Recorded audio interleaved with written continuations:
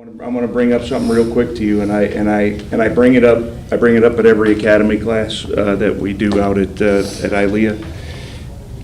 But in 1986, I was there's an area right off of 294 Expressway and the Stevenson Expressway. It's Argonne National Labs, if you guys are aware of the Chicago area.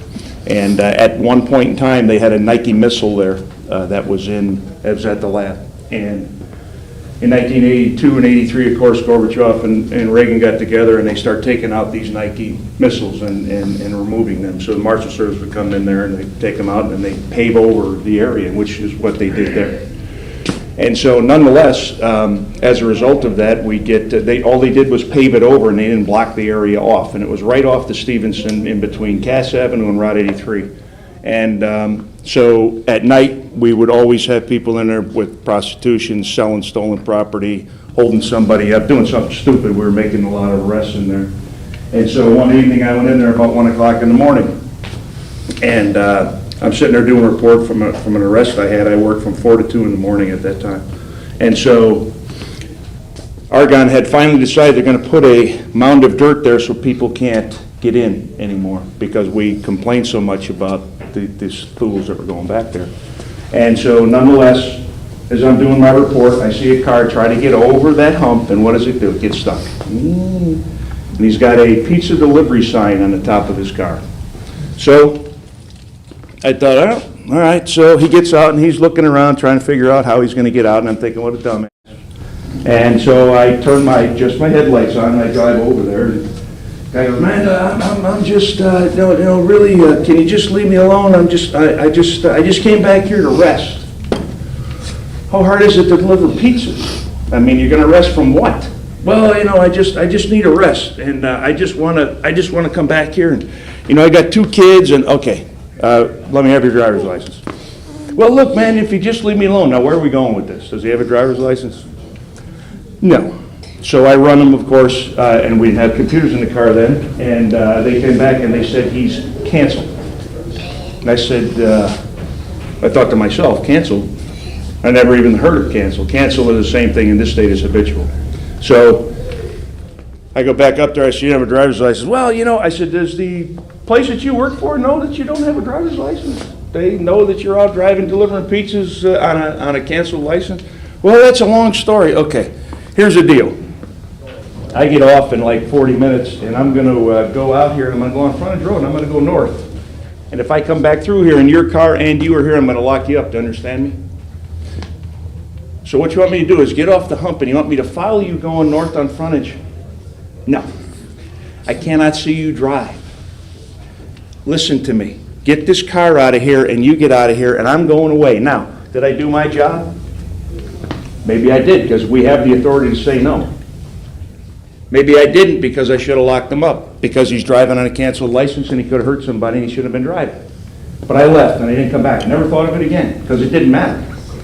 So I now leave. I'm with ATF. I'm stationed in Helena, Montana. My wife when we moved out there in 1989, my wife cried for the first 2 months we were out there. I work a case against a guy who puts a contract out on me. He goes to jail, and I think I'm getting, I start getting mail and cards in the mail. And there was no signature on the card. It would just say, what are friends for? Are you still my friend? I opened it up one time and stars fell out of the card. What? So I called our internal affairs, of course. Hey, I'm getting these things, and they go, oh, don't worry about it. Put it in a hermetically sealed bag, and if something happens to you, we'll look into it and we'll get fingerprints or something stupid, whatever. So I, of course, have my wife go out and start the car every morning when I'm leaving, and nonetheless, now I go to internal affairs in D.C. from 97 to 99. I'm in there a year. Secretary comes in, she says, there's a guy on the phone who says that you know him from the Nike site. Now we're about 10 years, maybe 12 years after I had this encounter with this guy. How much time do you think I spent with him? Maybe 10 minutes, if that. And I'm thinking to myself, Nike site? I didn't even think anything of it. So I get on the phone. Guy says, yeah, Jeff, do you remember me? Sure I do. This is Brian Shimkus. Brian Shimkus. He goes, yeah, don't you remember me from the Nike site? You let me go that night. I really appreciated that.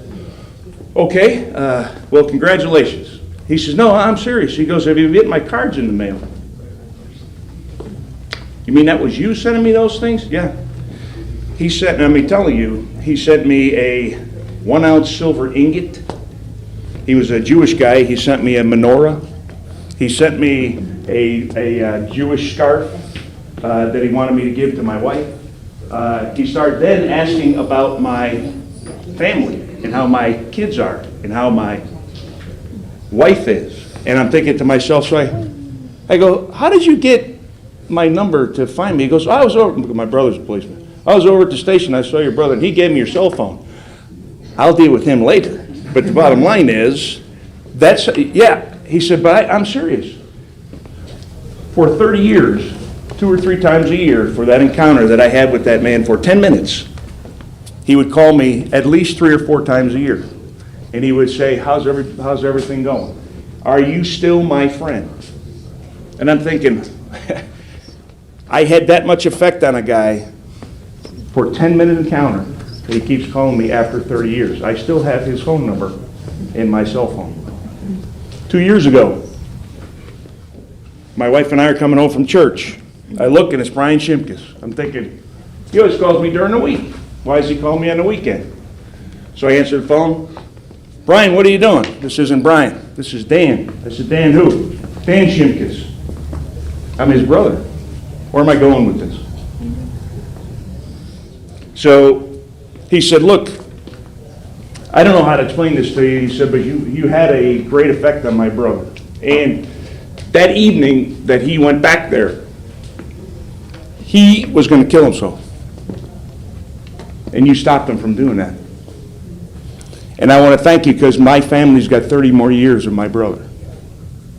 So, 10 minutes out of my life, which meant nothing to me, meant something to that person.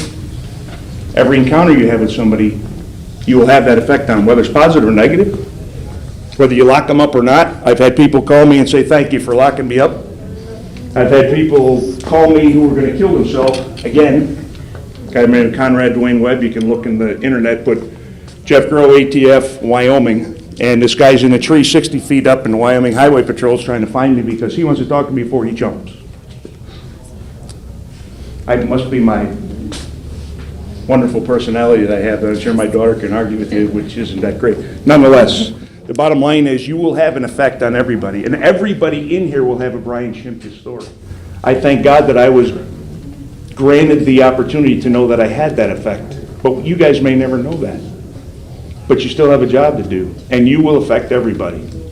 Obviously, you affected that 5-year-old who wants to be just like you. So, all I can tell you guys, I wish you the best of luck. And these little rhinos here, if you guys give them out to somebody, just let us know.